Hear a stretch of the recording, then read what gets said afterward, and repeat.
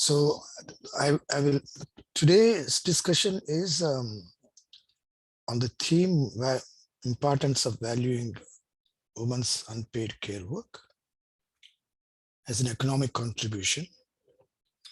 We have had this discussion as part of module 5, but since there was active debate in WhatsApp in the week before, I felt it is important that we spend some more time clarifying that importance. So I would like to place the ground upon which we must spend time today to discuss this. One is in terms of what is the context in which we felt the need for valuing women's care, unpaid care work. The second one is what does it mean to us? Why are we saying that there is need to value unpaid care work? And what does it include when we say valuing unpaid care work? These are the two components that I would like you to keep in mind while we discuss today. The floor is now open for discussion.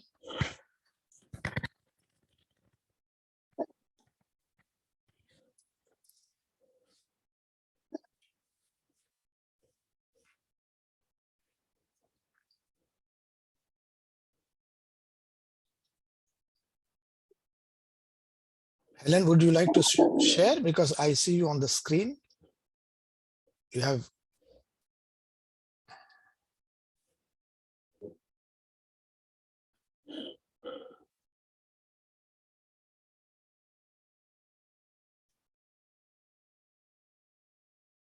Helena, can you start? Because I think you seconded the proposal on the other day.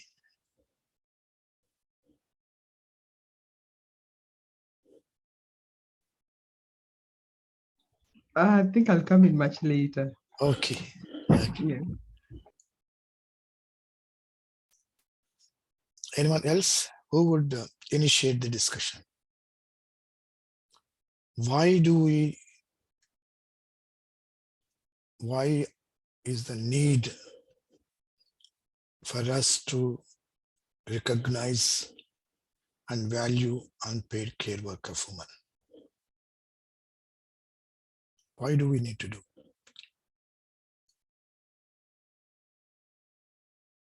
Why do we need to recognize and value the unpaid care work?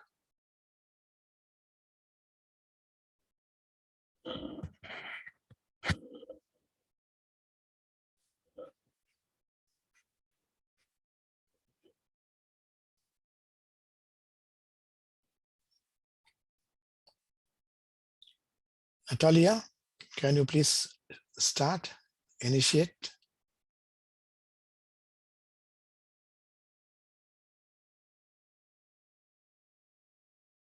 Hello, good afternoon. Yeah, I can try. Yeah, thank you. Yeah, I that's a good spirit. Yeah. I was still organizing the ideas, but yes, I'll kick off, and then the rest will continue while I'm still organizing more ideas. So yeah, why do we have to value unpaid work? Looking at the chores that the woman does, like meal preparation, cooking, collecting water, caring for children, the amount of time spent on chores and caring for others may not always seem like a lot, but eventually it adds up. And especially for women and girls who live in poverty and are from a marginalized group. And actually unrecognized and are all unvalued. This is invisible labor becomes mother and daughter's responsibility. And we can also see that the percentage of men performing in this kind of duty in much lower than percentage of women carrying out similar tasks. So unpaid unpaid work is essential for households and economies to function, but it's valued less than paid work. So I think we should actually value this paid work. Well, I'll stop here while I'm still organizing more ideas, and then I'll come back later. Thank you, Natalia. Thank you for initiating it. I think you hit the nail on the head. You said in terms of there is huge work that woman does, which is seen not so important. It's invisible. And that's what I get from what you have said. Actually, women spend more hours, more than 12 hours doing the household work, which is a lot. Yeah. But it seems like she's doing nothing. Yeah. Anyone else who would like to join Natalia? Thanks, Natalia, for initiating the discussion. You're welcome. Yes, Jahrulji.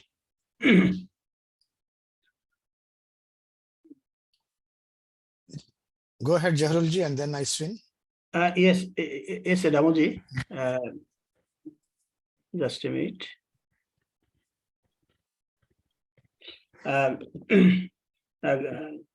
Good morning, good evening, everyone. Dear Damoji, thank you for the opportunity to say something. Okay. Today's why do we need to recognize value unpaid work? Yeah. Recognizing the value of unpaid work is essential for several reasons. One of them, promoting gender equality. Unpaid work is often carried out by women and girls who may be expected to take care and household chores, care for children and other family members. Recognizing the value of the work can help promote gender equality by reducing the disproportionate burden of unpaid work on women and promoting more equitable distribution of unpaid work responsible between men and women. Secondly, highlights the contribution of unpaid work to the economy, such as unpaid work contributed significantly to the economy, but thus contribution of often overlooked. Recognizing the value of unpaid work can help highlight the contribution to the economy and inform policy decision. Third, improving social protection. Unpaid work often goes to recognize the unrewarded, leading to limited social protection for those who carry out the work. Recognizing the value of unpaid work can help improve social protection policies for those who carry out this work, including access to health care, pensions, and other benefits. Fourth, informing policy decision. Policies that fail to account for the value of unpaid work may overlook the need and contributions of those who carry out the work. Recognize the value of unpaid work can help inform policy decision and ensure that policies take into account the need and contribution of those who carry out the work. Overall, recognizing the value of unpaid work is essential for promoting gender equality, informing policy decision, improving social protection, and highlighting the contribution of unpaid work to the economy. Thank you, Damoji. Thank you, everyone. Thank you, Jahrulji. Aswin and then Jessica.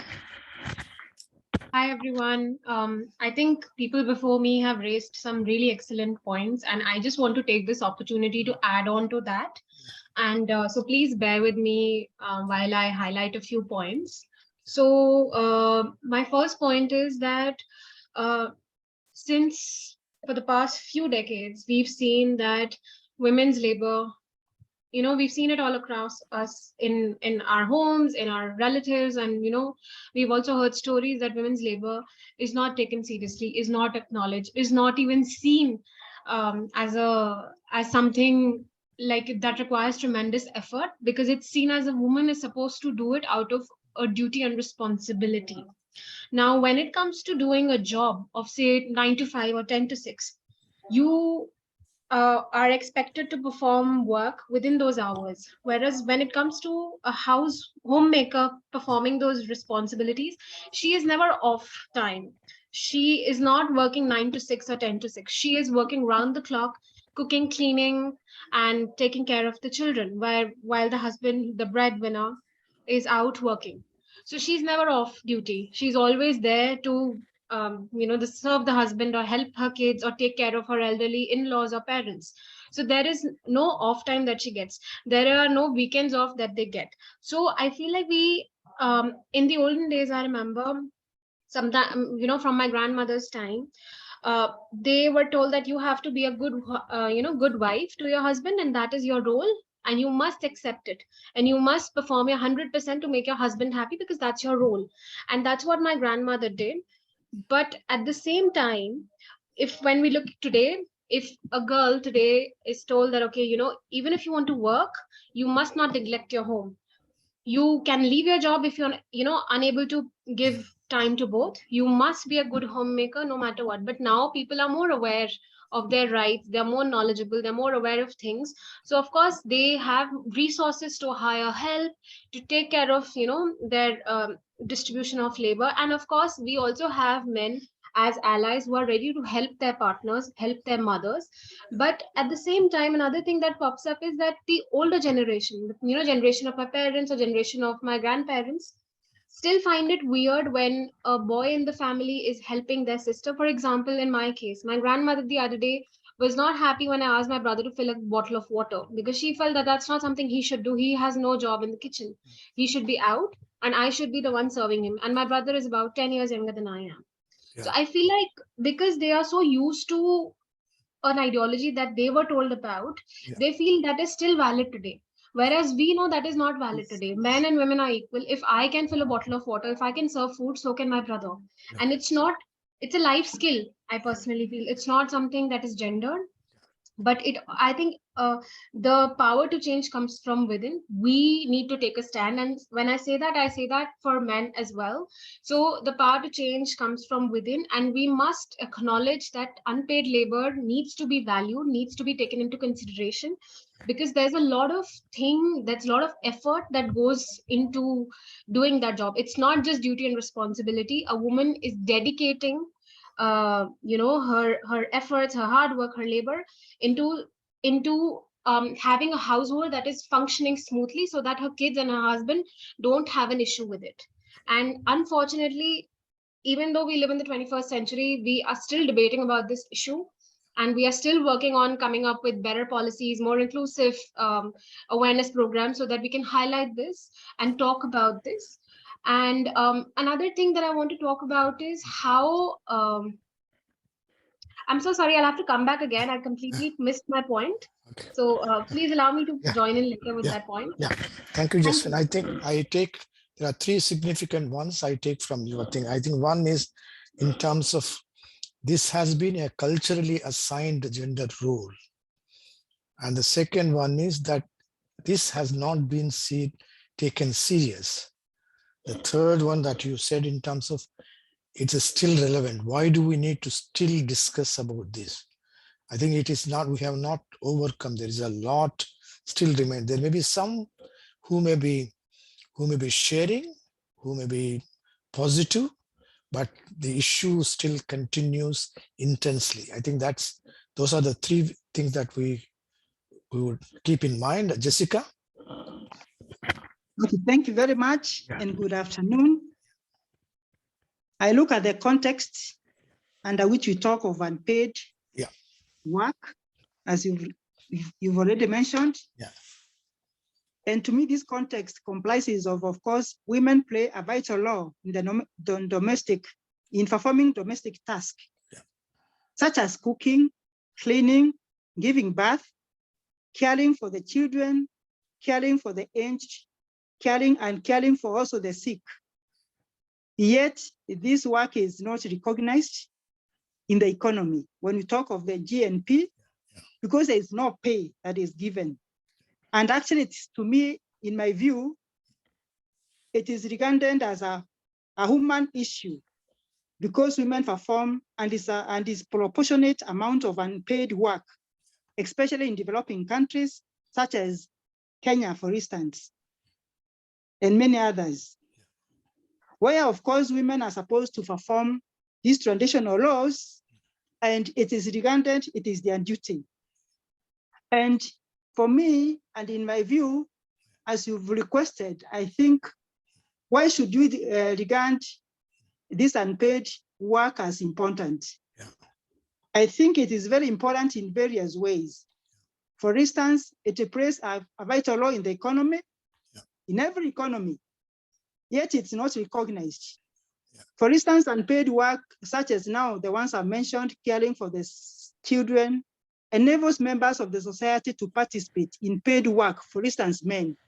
If women were not doing this work, men would be there to do the such works. And so by women taking over that role, they participate in the economy or in the money economy.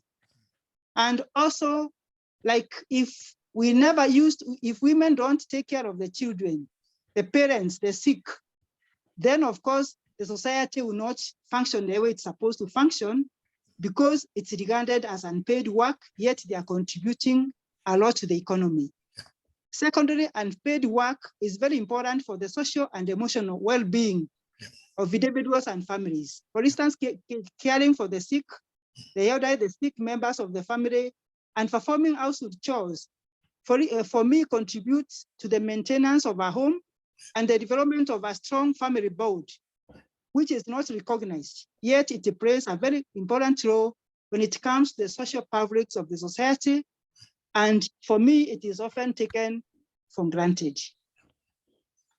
That's my contribution to begin with. Thank you very much, Jessica. I think that you put it very wonderfully. I think the core thing that I would take from you is in terms of that they are contributing, the unpaid care work is contributing for someone else's economic participation. I think that's the core that we need to look at in terms of, is they are engaged in unpaid care work, but that is actually indirectly supporting other people to be engaged in economic participation. Thank you, Jessica. And I saw Anastasia raising her hand. Anastasia, you have. Yes, good evening. Yeah. Thank you for this opportunity. And I would like to add what my colleague has said, Dr. Jessica, that this unpaid work, she has really given a good description of the unpaid work, which includes child care, taking care of the elderly, and its role. Yeah. So the other thing I would like to add is that this unpaid work is usually done by women who are never recognized, and it contributes to gender inequality, because when women are doing all these other cause, domestic cause, they are not able to function well when they are employed in formal employment, because sometimes they don't have nanny to look for their kids, so they are not able to function well. Yet, their domestic roles, they are considered as it's work which is not it's invisible, it is not paid for, and it is overlooked by majority of us. Because I remember even in our traditional setting, if you go if you ask a man what is the work of the wife, they are quick to say, my wife does not do any work, yet doing all these labor or this unpaid labor. So I strongly agree that it should be paid, because it should be valued, because it plays very important roles, even in sustaining the society. Because if these elderly people are not taken care of, if the children are not taken care of, well, will we be talking? We will not be talking of the future generation. So it's very important, and that is my contribution. Yeah. Thank you, Anastasia. Where are you from, Anastasia? I'm a Kenyan. Okay. Okay, Anastasia, thank you very much for that wonderful thing. Anyone else? Helena? Oh, thank you. Yeah. Most of us have said a lot. I would just like to add that in as much as unpaid work is usually not recognized, but it is physically demanding. Most of the time, unpaid work, you find a woman really doing a lot of work. Sometimes it involves heavy lifting of things or even carrying your own children. At the end of the day, this can really impact on someone's health negatively. And for the reason that unpaid care work is not recognized, this woman may not be economically empowered. It means she may not even have money to take care of her own health. Then another thing is that unpaid work may make a woman less socially empowered. She may not be able to even make decisions because she does not engage with a lot of people. Her work is mostly around the house. It is just her and her children. And probably if she has a spouse, they may be coming home late, and they have very little time to talk, and she has very little time to even socialize with other women. In the olden days, women would socialize in ways of the work they did, like going to the river to fetch water, or going out to fetch firewood, or going to the river to wash clothes in some cases. But you find that in urban settings, it is very difficult. People keep to their houses, so you don't socialize. And because you're not economically empowered, you don't have income, it is not even easy to join other women in small social or financial activities that they're involved with. So sometimes when I talk about even unpaid care work, I want to give a personal example of having to work and not being, because the income was not enough, I was not able to employ a house girl. So I have to work to provide for my children, that is paid. And then I have to come back home and begin my housework and childcare from where I begin. And as an unpaid care worker, as a mother, it is not one job. The other day I was listening, an acquaintance and I were listing the kind of unpaid work women do. As a woman and a mother who cares for her home, you are a caretaker in the home. You are the security officer in your home if you're not able to employ a watchman. You are a judge when your children have their little squabbles. You are a nurse when your children are young, and unwell. You mitigate issues like the judges do. You are a cook. You do the laundry. You do the plumbing work if you cannot employ a plumber. You do small electrical fittings, like I would buy a plug, and because I have to know how to fix my plugs instead of paying someone to come and do it. You find a lot of people even repairing their own electronics because they don't have. And I'm imagining a woman who is not who is illiterate, probably they don't have any formal education, and they have to do some of these things. So you see that a woman, especially women who stay at home and do unpaid care work, they are limited in several areas. And especially because they are not economically empowered, they cannot do certain things. And even if you are economically empowered, you may want to probably go back to school and further your education. That means you cannot even enroll in full-time classes.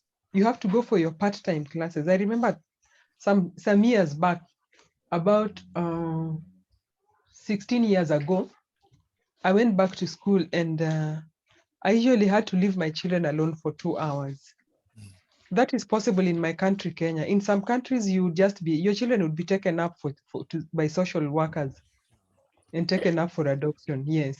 Or probably you ask a neighbor to check on them, which is also very unsafe for your children. Should one of them fall sick within the 2 hours and there is nobody to take care of. So it also impacts negatively on the children. And one final thing is that it impacts on one's mental health. Yeah, especially if you do not socialize. You only have child company. You don't have adult company, and your work just involves running around your house, dashing to the market and back, dashing to the shops and back. You do not have adult company. You do not have probably people to talk to. It impacts on your mental health, and especially the part that where you have to deal with your children, the child care. You get very tired mentally and physically. And when, there's really a lot, I would say. But at the end of the day, I think unpaid care work should be valued. In the forum I had, there was that discussion that someone was asking, why should women's unpaid work be valued while men's work outside the house is not valued? But when men work outside the house, probably they have a business they're running that is bringing income. Probably they're employed, they're earning income. But the woman who is in the house is not earning any income. It's that simple. And that really does not even contribute to the growth of any economy. Yeah. Thank you, Helena. I think you touched various aspects. I would look at in terms of the unpaid care work that limits the woman's participation, particularly in terms of the economics, livelihood, and the quality of livelihood, as well as in terms of the impact on the health. And there she has to balance, because I think that is what is imperative for a woman, to balance between household and the domestic. Thank you, Helena. Aiswin. I'd like to, just continue from what I was saying. And I think I'm just going to pick up something from what Helena just said. So my first point talks about that. So, in the olden days, we saw that women, while performing their responsibilities, say in kitchens or in community kitchens, or while they were washing clothes along the banks of the river, was also the only time that they had to interact with their friends or their fellow housewives or homemakers. And that was the time that they would share their happiness, their troubles, or their grievances with them. And that would make them feel a sense of solidarity, that if I am going through something, it is not just me who is going through it. My friend is also going through this, because these domains were known as the women's domain. And as long as they were performing their chores, it was fine if they were spending time with their friends, but the emphasis was on performing their duties of cooking and cleaning at the same time while interacting with their friends. So when they were washing clothes or when they were cooking, they also had to keep on doing that job and not lose that. And once the children and husband was home, her time was dedicated to taking care of their needs. So I feel like back then in the olden days, there was no awareness and no concept of personal space. So the woman's life revolved around taking care of her house, keeping it clean, and, taking care of her husband and children. Now, I want to move on to the more modern side of things. Now, today, when we see that, when we talk about a nuclear family, and we see that when, both parents are working, oftentimes when a child falls sick, it is often stressed that the woman should stay home because she would be able to take care of the child better. In very rare cases do we hear cases where the father has stayed home to take care of the child. Most often it's the woman who's done that. What I don't understand is, it's not like a woman comes with a manual, or she's pre-trained into taking care of her kids, or handle crisis. The child is a responsibility of both the husband and wife, but often it's the wife who is shouldering the responsibility of treating a sick child, missing work, or at times juggling both. And another thing in context with that is that I feel like women are not born with a broom or a mop in hand. And from a young age, they are molded into this Yeah. conventional image Yeah. that a woman should be taking care of her children, cleaning and cooking. And we can't excuse men by saying that, they cannot shoulder the same responsibilities when the time comes.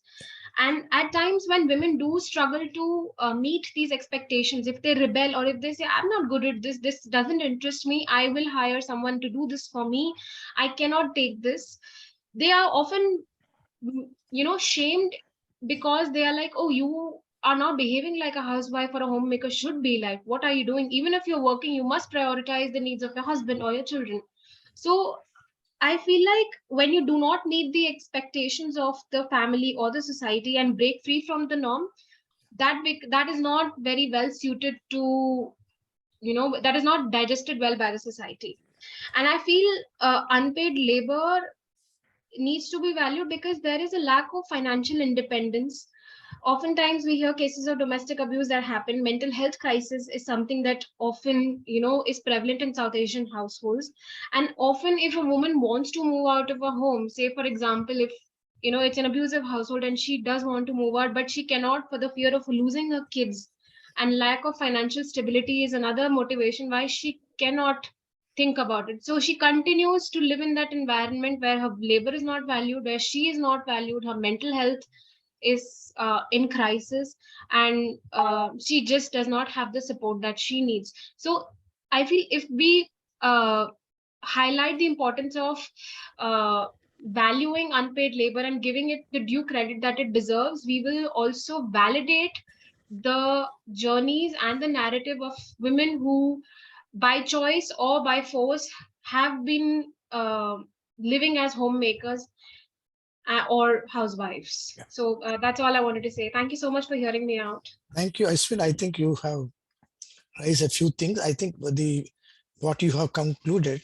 I would like to pose an opposite view that was in the debate, probably for us to discuss. I think when I noted down, I think that there are 2-3 things which I noted from the debate in the WhatsApp forum. One of the, at least 3 comments, which are just opposite to just what you said, Ashwin. I think not only Ashwin, but others also can. One is in terms of that this was a chosen to work at home. Women are chosen to work at home.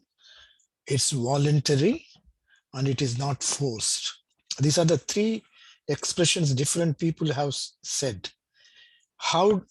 What's your take on that? And how do you, because that is one perspective. How do you challenge that perspective? Or what's the rationale for that perspective? I'm just posing it because that's what was there. Is it voluntary? Is it not forced? Did women choose to work like that?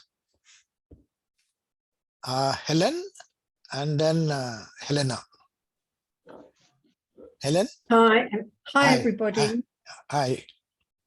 Yeah, I'm just before I say anything, I'm just really sad that the people who were most interactive on the WhatsApp group around this issue, most of them are not present, which is a bit sad, because some people had some really good things to say, and others had things to say that would be really good to engage with. I think in terms of what you said about women making a choice to stay at home and care for their families and their home, I think that in the Northern Hemisphere, maybe, or maybe in higher socioeconomic groups, that might happen, where you've got a single high earner in the partnership, where the woman can say, okay, I'm making a decision to stay at home and be a housewife. I'm going to take 2 or maybe 3 or maybe 5 years out of my career, out of my working life to raise my kids, so that eventually when they go to preschool, I can go back to work maybe a half day a week, a half day job instead of a full day job. I think that's, you know, that is a factor, that is a feature of this kind of unpaid work. It is possible to make that choice. However, this also still has a consequence on women's earnings, because taking 4 years out of your career gives you significant setback compared to men. Secondly, if it's in the UK, every year you work counts towards your state pension. So if you take 4 years out of work, you lose 4 years national insurance. So it means you have a smaller pension than someone who works for the whole of their working lives. So there are negative consequences even if you make that choice. And then also, I think in dual earning families, that, you know, ideally you want a fair distribution of domestic duties. However, you know, men often do more dangerous work. They do work that takes longer hours than women. That is not supposition. There's good evidence for that. And so men come home a lot later than women do because they do different kinds of work.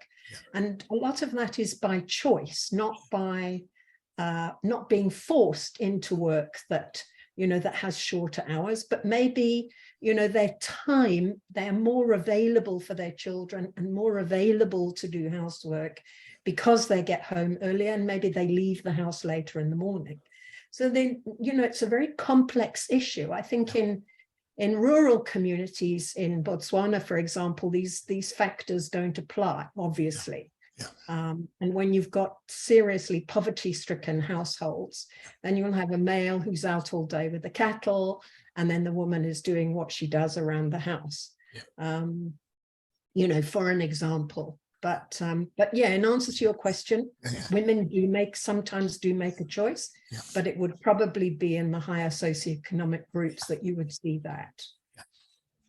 Thanks, Helen. I think I would take a few things in terms of when we say that, it's not generic, it is specific. Probably a certain level of people it may be a choice, but by and large for large majority it is not a choice. The second point that you said is that despite those people who make that type of choice, there are implications, negative implications. The third one, I think, is in terms of the choice to be with the children. Again, is in terms of, it could be contextual, it could be the type of work, but by and large, women are keen to get back because to take care of the children, while it may not be the case in the other sport. Thank you, Helen, for that. And Helena, you wanted to say, and then Presentina and Catalina. I'm glad that there is more and more people are participating. Yeah, thank you. I think Helen probably took out words from my mouth. Okay. Yeah, because she basically said what I was just about to say. Oh, sorry. No, that's okay. That's really okay. Yeah. Good. Yeah, we need people who would support, who would oppose. No issue. Yeah, go ahead, Helena. Oh, you said that what is okay. Thank you. Yeah, probably I'll contribute to something else. Okay. Maybe I would support someone else's someone else said, but she basically said what I wanted to say, and that's still very okay. Yeah. Okay, Helena. Presentina. Yes, good afternoon, Prof. and everybody. I would like to try to answer one of the questions in terms of if this work is voluntary or not, or if the women are forced to work as such. I think many of the women do not choose to work like this. They are not forced, but they are, at the same time, we can say that they are forced because of the situation. Yeah. If they don't know a better job, they are not prepared, they have no education, they are not empowered, they have no choice. Maybe this is the only job they can go through. some lessons ago, we saw that women educated and empowered, women that know their rights, they can have good choice. So I think the majority of these women are not prepared like this. Thank you. Yeah. Thank you, Presentina. Catalina? Hi, everyone. Hi. Oh, Helen seems to have said much, but I will still talk about the chosen. Women have chosen to stay at home, or they have done it voluntarily, or they have been forced. I don't know. Maybe in our African or in Kenyan context. I don't think most women, the ones who have the capacity of the education and they can get a job, most of them do not choose by as involuntary. It's the circumstances at home. Because if I have to choose, it means I have to be with my partner to say, okay, we are in this situation. Who is going to stay at home or abandon their job and take care of the children? But mostly the man will not take the choice of staying at home. And because our children have to be taken care of, and maybe the work I'm doing gives me a lot of stress. I cannot take care of the children when I come from work. I make the choice, not voluntary. Okay, I'm not forced, but now circumstances force me. So I choose to abandon my paid work to come and stay at home and take care of the children. So that's when I don't think you can call it a pure choice. It is by circumstances, and you, in effect, the woman is forced by the circumstances to abandon their work and come and take care of the home. We used to work with a lady who was who used to have houses, but they used to go every day in order to take care of the children. The husband was present and working, but she had to make the choice to abandon her job, to go for some years to stay at home to take care of the home and the children. So in later years, as Helena said, if we were to calculate what is it, whatever we gain after we retire, the retirement benefits, this woman would have lost much money because she took a lot of time staying at home. And individually, when you miss a chance working in Kenya, where unemployment is at a higher rate, you might never secure a job that will help you in development. Thank you. Thank you, Catalina.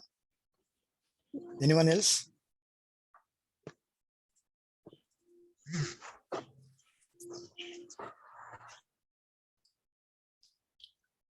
Before we move to the next one, I think in terms of I think let me summarize so far and then see whether there are any quick addendum to that. One, I think the context in which we need to talk about the valuing unpaid care work is in the framework of inequality, and in particular gender inequality, where we started recognizing the need for valuing unpaid care work since there is an inequality. This is one aspect of inequality. And when we are talking about choice or not choice, voluntary, we are talking about a large majority and not small minority. Our concern is about the large majority. The second one is in terms of, for those large majority, it is an assigned role. And the assigned role, which is a foundation for inequality. The third one, why we are talking about, is despite being involved in a huge work, unpaid work, it remains invisible and it is not taken, it is not valued. The fourth one is its implications on their economic independence. I think so far this is what has come out significantly. Why do we need to recognize and value unpaid care work of women. Jessica, and then we will move to the other component of the discussion. Yes, Jessica. Thank you. I think I'm making an addition on what does this mean to us? Yeah. When you talk of unpaid work for women, what does it mean? Is something you have posed. I think it means that it is a way of perpetuating gender inequalities. When unpaid work is undervalued and is seen as women's work. For me, it of course, reinforces the traditional gender roles and limits women opportunities for paid work and the economic independence. Very, very important. And of course, it perpetuates the gender gap. As of course, other people have stated, because it's more likely that women will take over part-time jobs in order to take care of their children. I think another one point of what does this mean to us is that unpaid work it has a very big negative impact on women's health and well-being. Because if they perform and in this disproportionate amount of unpaid work than men, what it means is that they experience higher levels of stress, exhaustion, and I think burnout. Like somebody has posted a post there of women getting exhausted, burning out, and what have you. And this might even lead to mental and physical health problems, including depression and anxiety. And I think another point of what does it mean to us is that it can lead to a negative impact on our economy, whichever economy it is, because it's not recognized in the GNP. That's the lack of course, recognizing women and paid work will lead to lack of investment in policies and the infrastructure that can support unpaid work, especially in the developing countries where this infrastructure is lacking. If you look at the developed countries, the infrastructure is there to some extent. And this, to me, of course, will limit the ability of individuals and families and also communities to participate fully in the social and economic development of the various countries that they come from. If the infrastructure is there that recognizes the women and paid work in terms of policies that are supporting the required infrastructure, what we are saying is that it will ensure that women, of course, meet their capacity when it comes to performing. And this will contribute, as I said, to the social and economic development of any country that they come from. Thank you. Thank you, Jessica. Wonderfully done. I think you have added quite a good points in terms of, I think I particularly take in terms of the increasing parity that this will create, the gap it will create. And then you looked in terms of larger, how does it affect the national economy? Jackie and then Nelly.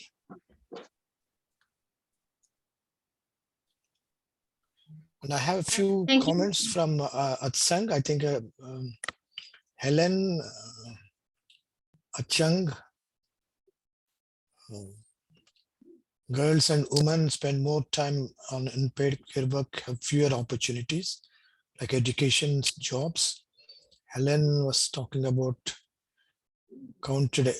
Anyone know of indicators that we used to capture that? Again, it is an invisible force because through socialization, okay. I think Michelle was making in terms of how does it affect the people, women accessing the rights, human rights. Okay, I think Helen is hitting the nail. I think we'll come back to that, Helen. I think that's the next aspect of it. How do we look at the unpaid care work? Yes, Jackie, please go ahead, and then Nelly. Thank you very much, Damu.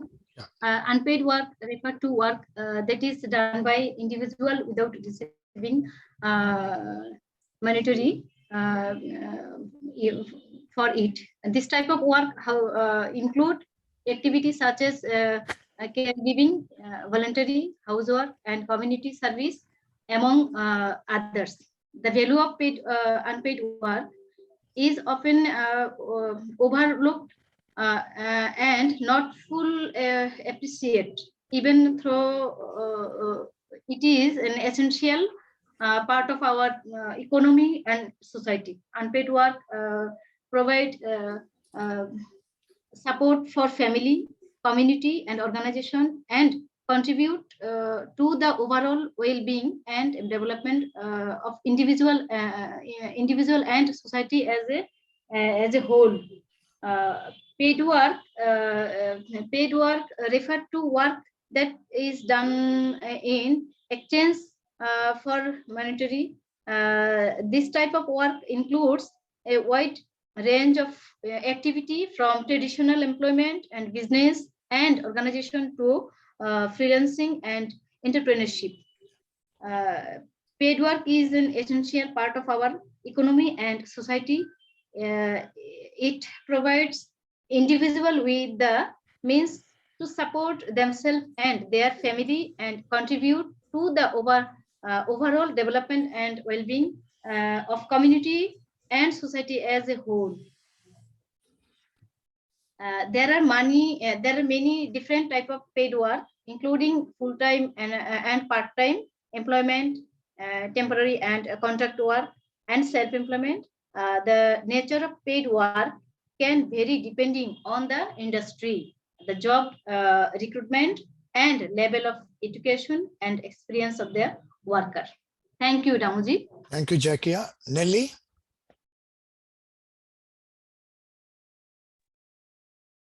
I just wanted to maybe put some emphasis on what one of the Kenyan colleagues has talked about. I think the issue is that we need government and stakeholders to basically policies to recognize the care responsibility of women.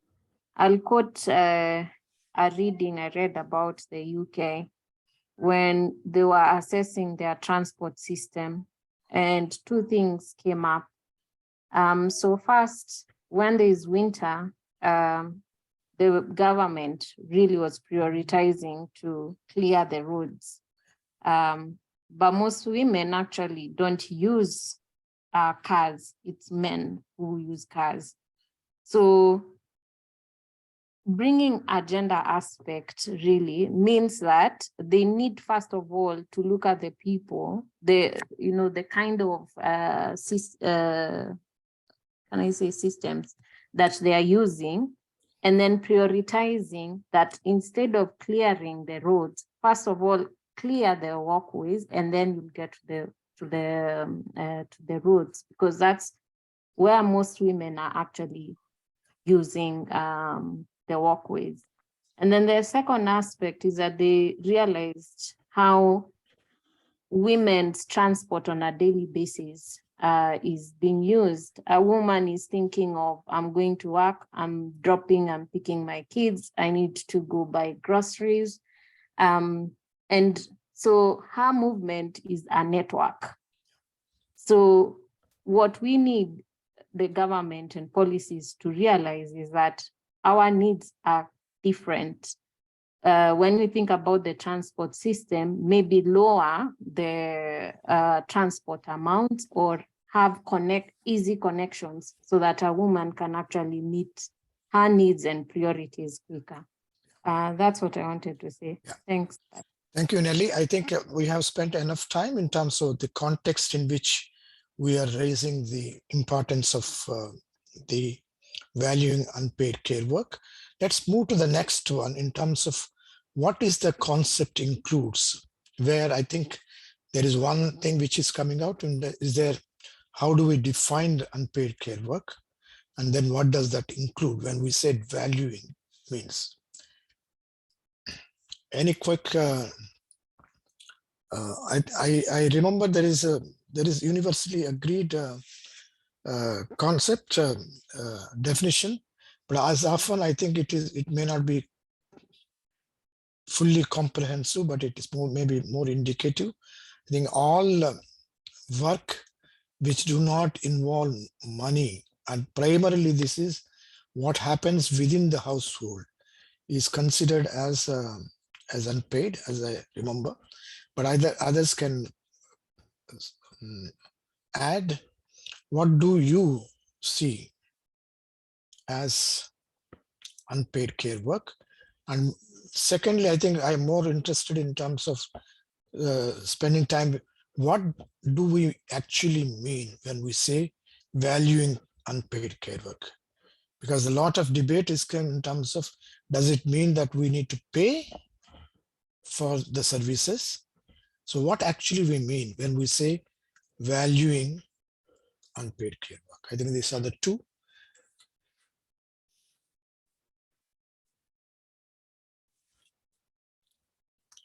Let's spend a few minutes in terms of, do you know of any definition in terms of what the unpaid care work includes? I think Vera is saying in terms of activities such as cooking, cleaning, laundry, shopping, taking care of elderly, providing emotional support, also in caring for infant. So, okay, I think there is a broad framework. I think let's move forward. I think what do we mean by it when we say valuing? Elena? Basically, I would still want to define unpaid care work. Okay.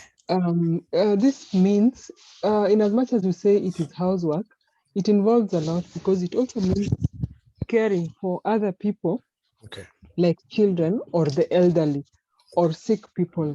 Like I would give a case of a mother who has a sick child, like an autistic child, for example, or a child, how do you call it?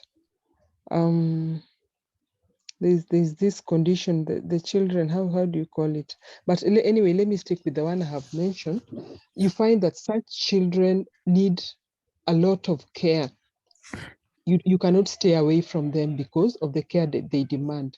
You may have an adult who may have suffered paralysis. You may need to take care of this. I'm just trying to imagine a mother or a husband who has a spouse who is physically incapacitated. There are cases where someone has had to give up their paid work to take care of the other. Then unpaid care work may also mean voluntary service to the community. Because someone has seen a gap in the community and they feel they need to step in. So this may also define unpaid care work.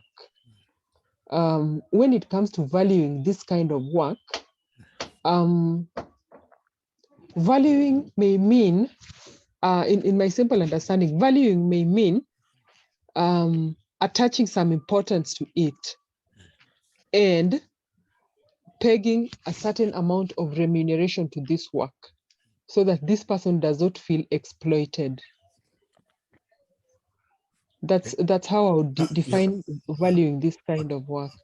And it is not easy to value an unpaid care work in one context, but in the other context, it is depending on the amount of time one spends, depending on which system or which country you live in, the amount of time one spends doing this work compared to the work they do outside the house should be used to quantify how to remunerate. If this work was to be remunerated, this time spent should be used to quantify, like how much percentage of time of the day does a woman spend doing unpaid care work? How much of the time outside the normal paid work does someone spend, a woman or a man, anybody, whatever amount of time they spend doing this kind of work? That should be used to quantify, to value if someone was supposed to be remunerated. Another thing I would say, if I had a domestic worker, there could be a pegged amount I pay this person when they do this work. That would also guide the amount of value I would decide or my spouse would decide, this is how I want to remunerate my spouse or my partner who stays at home while I go to work. Yes, or in very good economies, I think unpaid care work would also be paid by the government. They're stay-at-home moms, but they need a stipend because after all, when they earn this, they contribute to the economy through probably paying tax, direct tax, or value-added tax when they do their shopping. The money still goes back to the government anyway. Yeah, Excellent. thank you. I see there are, let me rephrase what you said, or summarize what you said. I think one is what it means is, first it is recognizing the work of the woman, which is invisible. The second one is quantifying it. The third one is remunerating it. And the last one is in terms of integrating into national economy. These are the four things that you have said, what we mean by value. Jakia, Jahrul, and Jessica.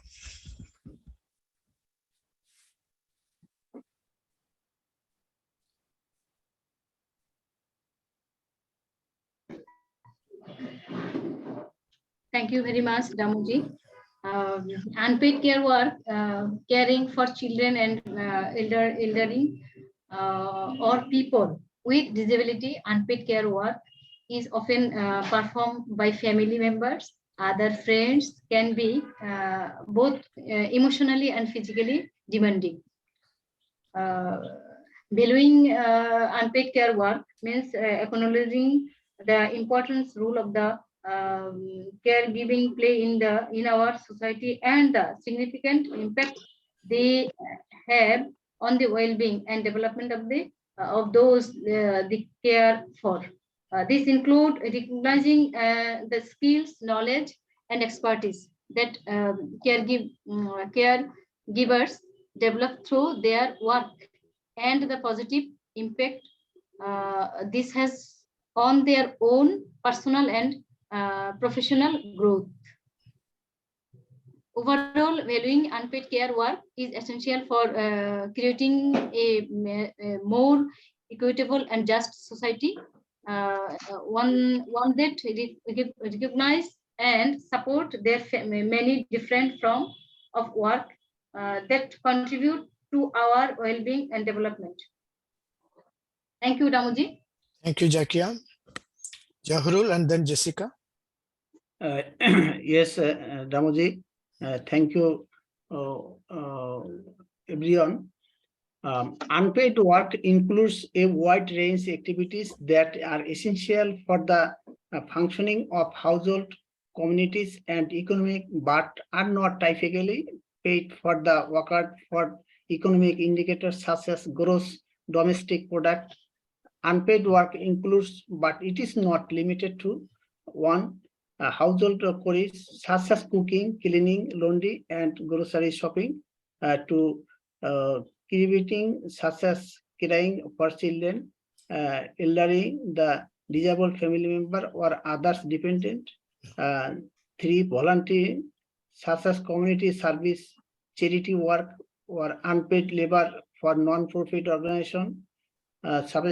Subsistence production such as gardening, farming, or hunting and gathering for personal occupation.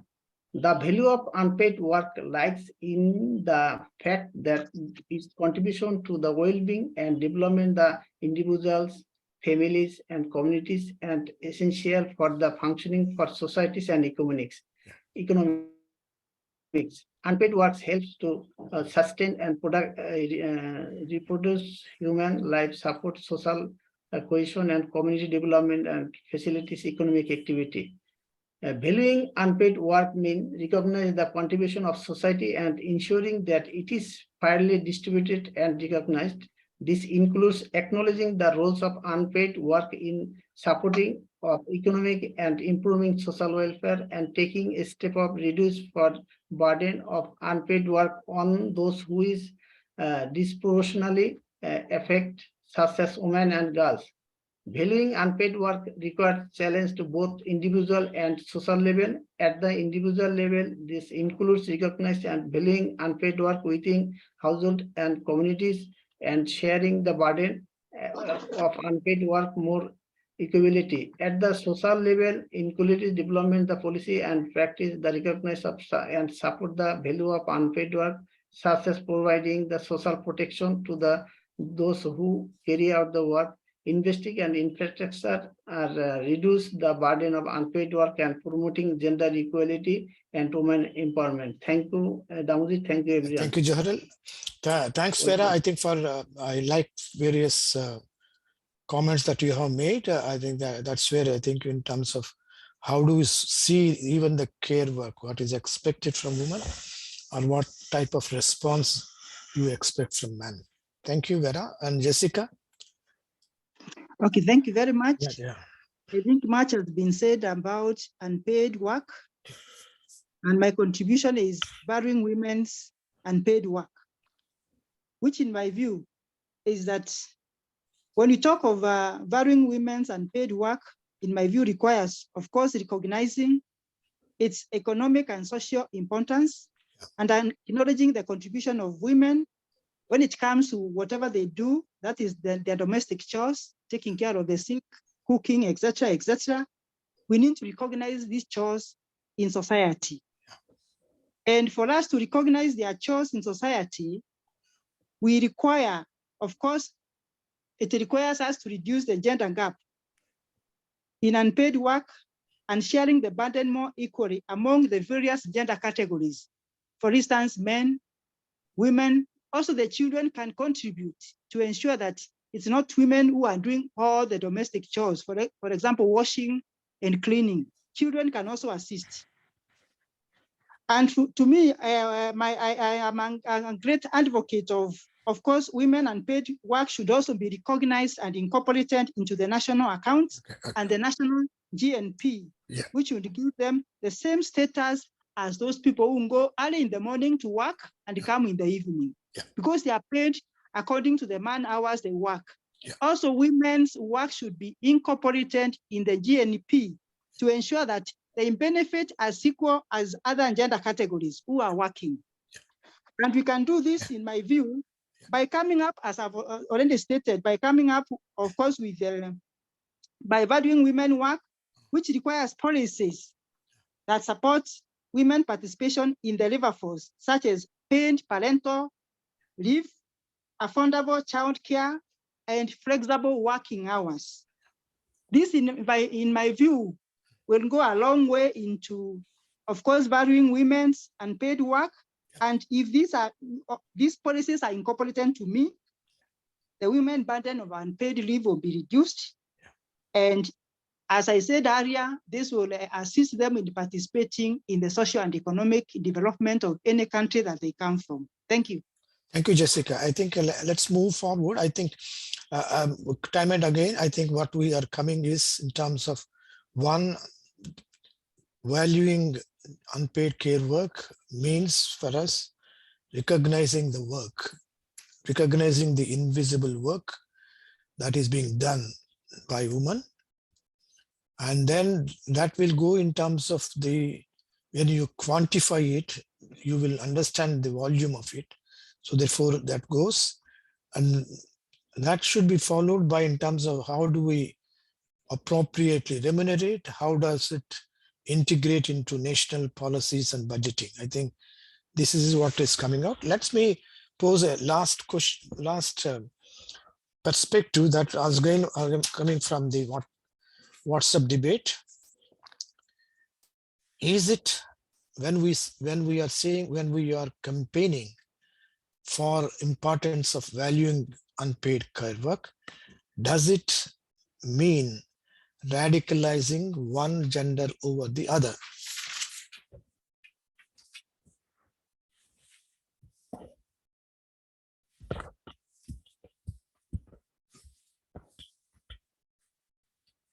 Damoji, sorry. Yeah. Please again the question repeat. No, I am saying now we are moving in terms of what does this mean? What does this concept mean? does this concept mean beyond in terms of recognizing and valuing women's work, or is it radicalizing one gender over the other, or putting one gender over the other, or creating difference between the two genders? Helen? Oh, yeah. Yeah.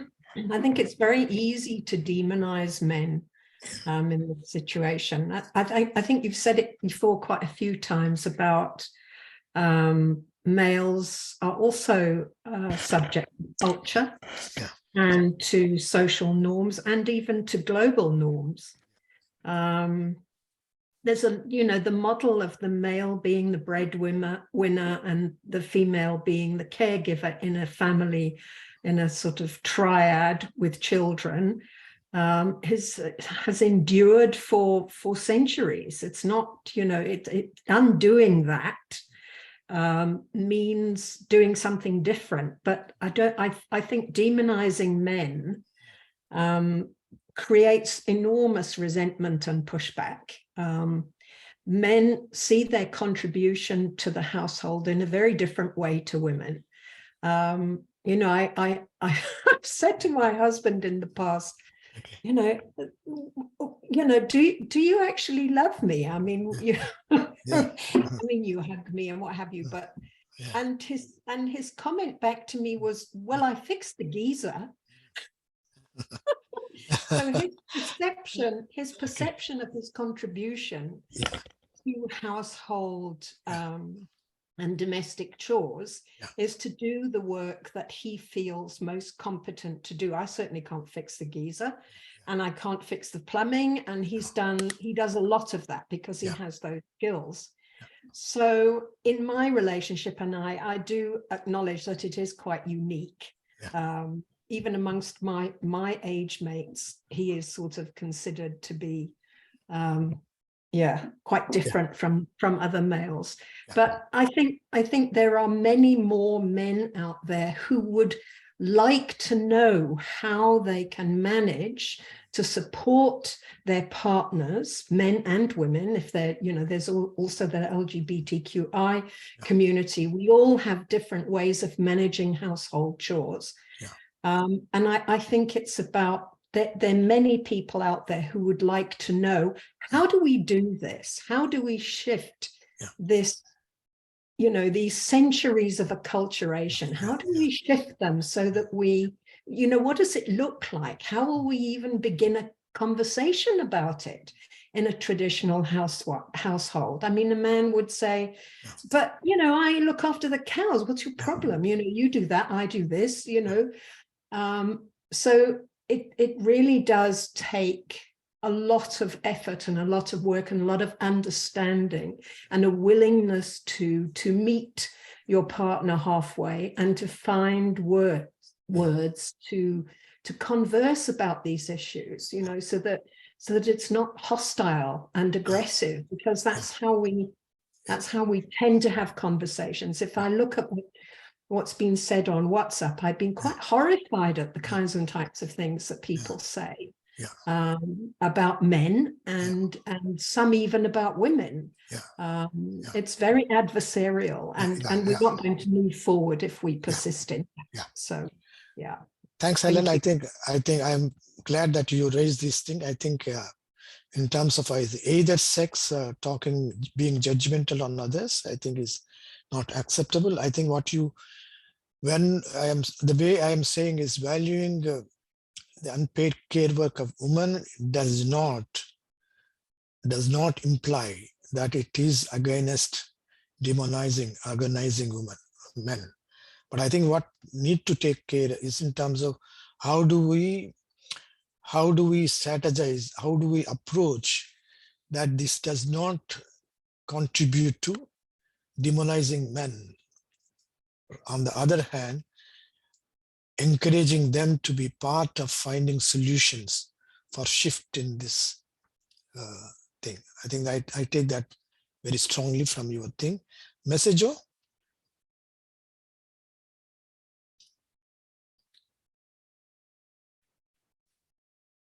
Yes, Mr. Joe, please go ahead.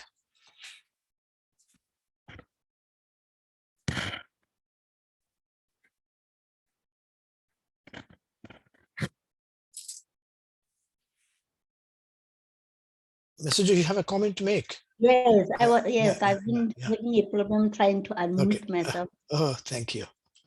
Yes, I think for me, really, the issue of valuing care work. I don't know about the radicalizing part, but I liked what the last speaker was saying, that really this should be a sort of mutual discussion between, and in the case where they are partners, man and wife. I thought really it means that whoever is doing the care work, if somebody is doing the care work and the other one is working for a salary, there need to be that mutual understanding that they are in this together. And therefore, even the one who is getting the salary should bring the salary home, and it should be their salary, because one of course is doing the work that is paid, the other one is doing the work that is not paid. But to me, this work is equally important.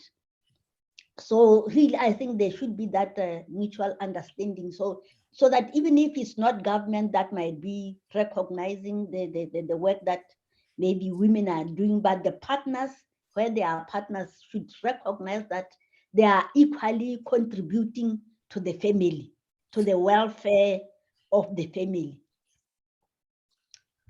Thank you. Thank you, Mr. Joe. I think let me summarize. I think the way our own understanding on the concept of valuing women's unpaid care work is in terms of how do we make the invisible work of women, and then how do we contribute as a source for addressing the inequality. But in the process, our approach must not be organizing men, but to find how do we engage and involve them through a mutual understanding for shifting roles or sharing responsibility. That's what I would see. Any last feedback, question, comments before we close? We had, I think, enough good reflection. I know that still there may be areas of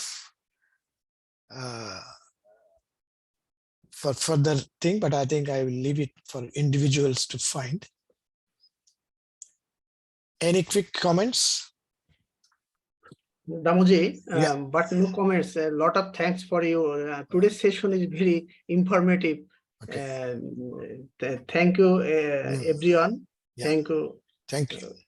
Yeah. Aiswin? Damo just wanted to give a very brief remark about what Helen has previously said. Yeah. I think both men and women and LGBTQI members and everyone else who live in a household sort of dynamics and have like a power relation between them, I think we need to collectively reboot and unlearn the stereotypes, prejudices, the taboos and the stigmas that are there in our society, so that we can have a more equitable partnership in our households. And it's important that we it's important that we don't blame either of the two. Like, both are victims here. Both have been conditioned to behave in a certain way, perform certain roles. So I think we need to unlearn together and make it an educative, transparent communication between partners, so that they can have conversations and dialogues of expectations between the two, and at the same time be the partners that they should be in today's society. That's all I wanted to say. Thank you. Thank you very much. That would be a very good concluding comment. So any other quick, I think so far, I would like Paul to comment if Paul is there, because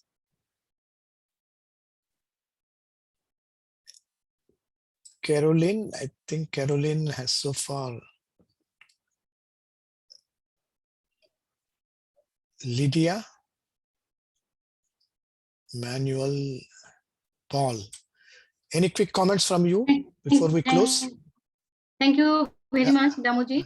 A grateful session. Overall, engaging with unpaid work or unpaid care work require a commitment to recognizing and supporting the valuable contribution made by givers, and to creating a more equitable and just society that value all form of work. Thank you, Damoji. Okay. Thank you, Natalia, for that comment. Empowering women to have equal rights. Yeah. I think that I completely agree with you, but I think there is what we need to be careful is in terms of the conscious effort that this is not construed as the other side. Caroline, I think with that, Caroline, I think we must, before Caroline, Paul, would you like to have any quick comments? Paul? Okay, Caroline? Yes. Yes, Paul, Greetings yes. to you, Mom. Yeah. Yes. Yeah, I think they've said it all. Okay. Like valuing the work is simply to recognize the importance. Yeah. As we all benefit from that. Yeah. Both male and females. Yeah. And you know, it can also be put into estimating the monetary worth of work that is being done by women as an unpaid work. Okay. Thank you. Thank you, Caroline. I think with that, Caroline, we should close it. Caroline? All right, thank you. Thank Yeah. you, Prof. And thank you, everybody, for the wonderful contributions.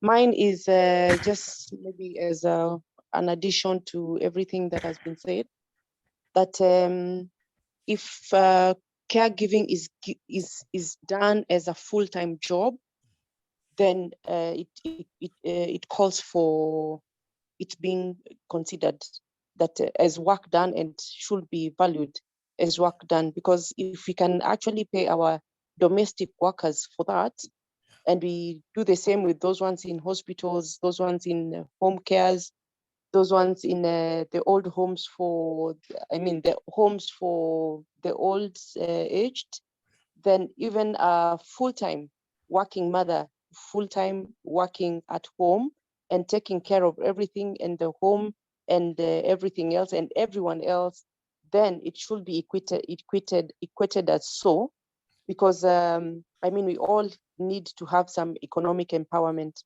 hence should be paid and measured at that as man hours. Yeah. Or in this case, we should say woman hours, but we consider it, we call it man hours. So man hours it is. Thank you. Yeah, thank you, Caroline. I think with that, we'll close the discussion. I think we are looking in terms of valuing unpaid care work of women does not mean undervaluing the men's work. So we are moving for gender equality. I think that's where we can end. Thank you very much for each one of you who have actively participated. See you on Monday, same time. See you. Thank you very much.